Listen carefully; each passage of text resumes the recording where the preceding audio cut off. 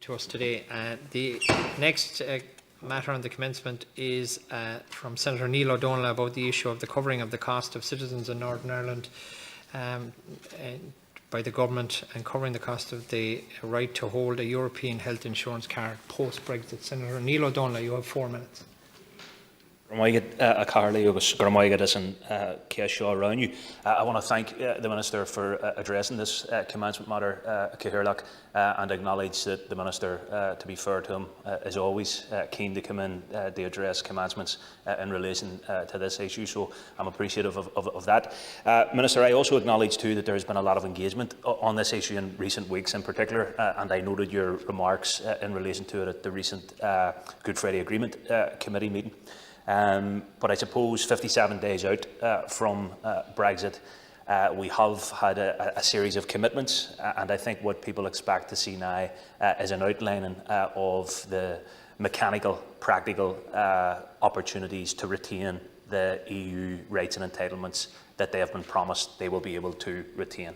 And probably, and I know you're well aware of this because you'll have heard it extensively in terms of your engagements in the North, probably one that cuts across all the demographics, all of the communities in the North, probably something that everyone has availed of very regularly in terms of going on their holidays, has been the health insurance card. It's a very symbolic wee thing. It's a bit like the passport in that it's a symbolic representation of you being a European citizen and being entitled to access EU rights.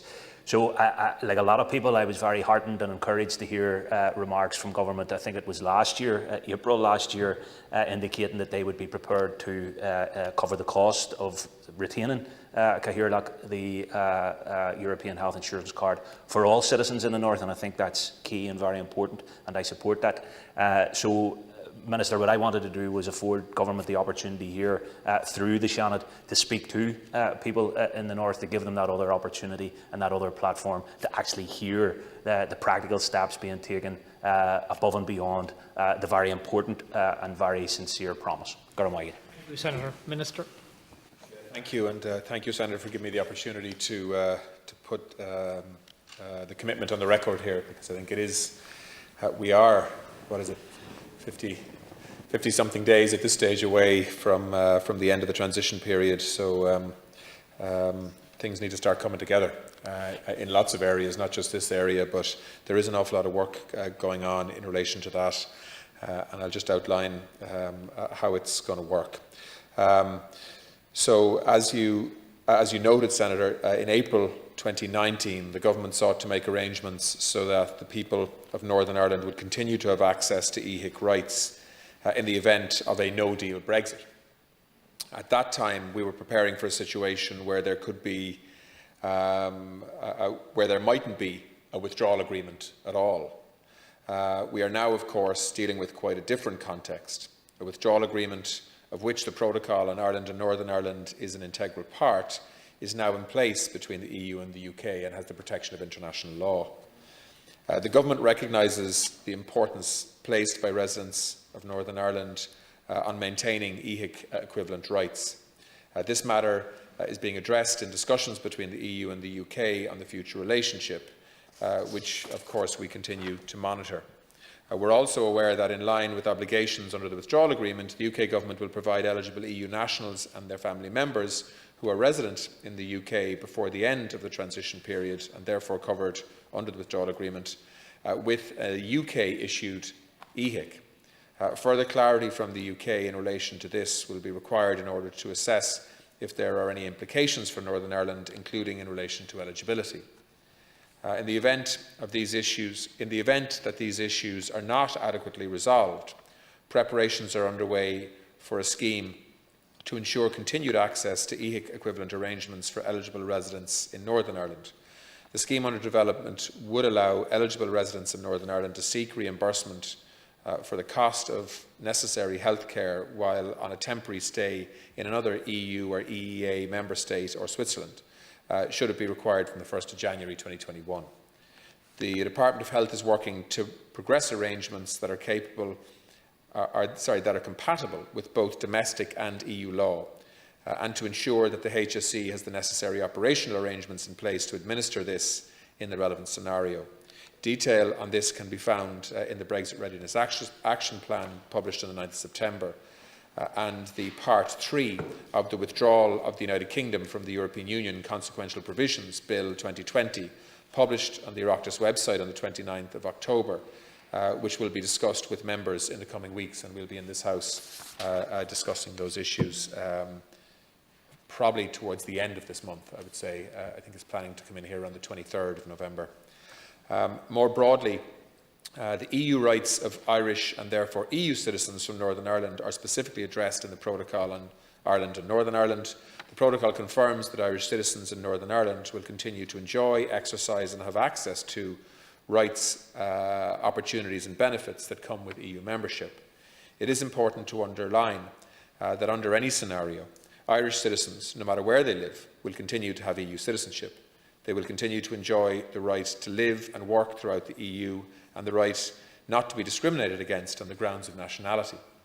While it remains our hope that access for Irish citizens in the North to certain EU programmes and benefits can be adequately addressed in the context of the future relationship, we are proactively working to ensure that the people of Northern Ireland can continue to enjoy access to EU rights, opportunities and benefits into the future as they do today, including in relation to the benefits linked to the holding of an EHIC card.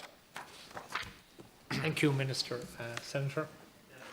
Minister, that's fairly comprehensive in one sense. But Minister, I suppose what I wanted to, and I'm not trying to catch anybody out or trip anybody up, because I do believe that you're committed to this. I think because, as you have rightly acknowledged also, we are 57 days out from the end of the transition period. I think people need to start to hear and have explained to them so that they understand clearly. And I appreciate also the current restrictions on travel, but hopefully we'll get through the other end of that. But people need to hear and understand how this is going to actually work. Because if it's a case that, you know, they have to go through a process and then they have to apply for reimbursement, and that's not the same. That inherently isn't the same as retaining the EHIC system as it currently is. So, I mean, without getting into the whole politics of that, I think because of that, if that's going to be the reality, then people need to understand, is it still going to be a case that they go to a local post office to apply for this scheme? Is that what's going to be available to them?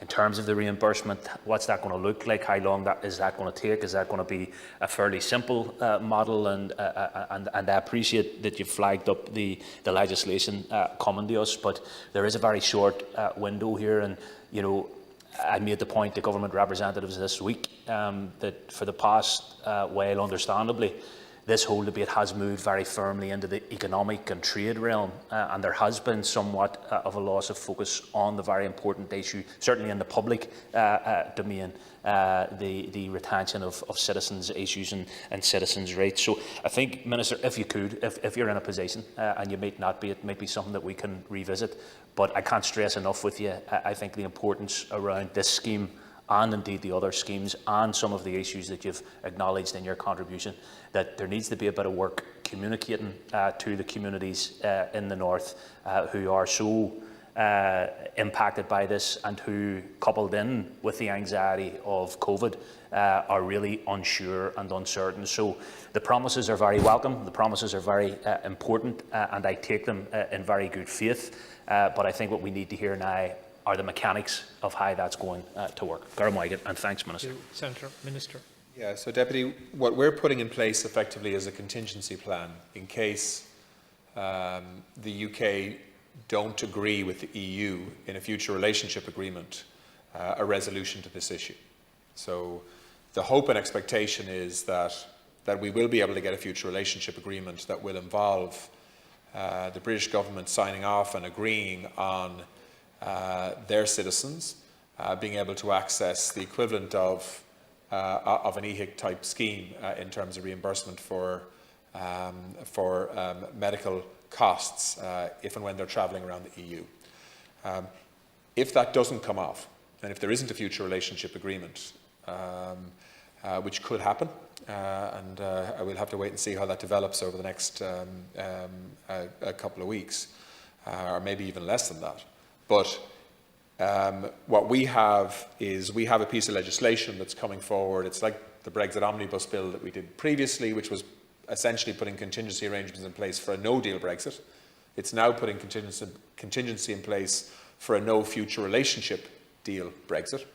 And one of those elements, which we'll have an opportunity to tease through the detail of when the legislation comes through the House here, is in this space, where the Department of Health and the HSE are essentially putting in place a scheme to ensure continued access to EHIC equivalent arrangements for Northern Ireland citizens. But that has to be, of course, compatible with domestic and EU legislation. And I have said in the past that, if necessary, the Irish Government will pay for this as a commitment to people in Northern Ireland to try to ensure that as they move through or go on their holidays around the European Union, that if they run into difficulty and have to access health services and so on, that there would be a reimbursement equivalent to EHIC that would obviously be as streamlined as we can make it for citizens to reimburse their healthcare costs through the HSE. So, we'll put in place a system that is as simple to administer and as streamlined as we can. We have to do it within our own legislative parameters, and it's got to be consistent as well with EU legislation. Of course, we don't control legislation in Northern Ireland.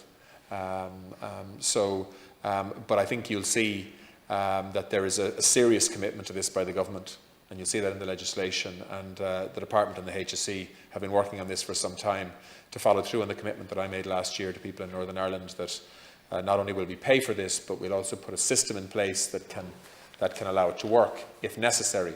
But look, the hope is that this will be resolved through negotiation on a future relationship, so that the British government can announce something that's constructive and positive to deal with the concerns that you rightly outline. Thank you, Minister. Thank you for coming into the House, and thank you, Senator Niall O'Donnell, for putting the question down. And next up we have Senator Éireann McGreehan, and we have Minister English coming in. Thank you, Minister.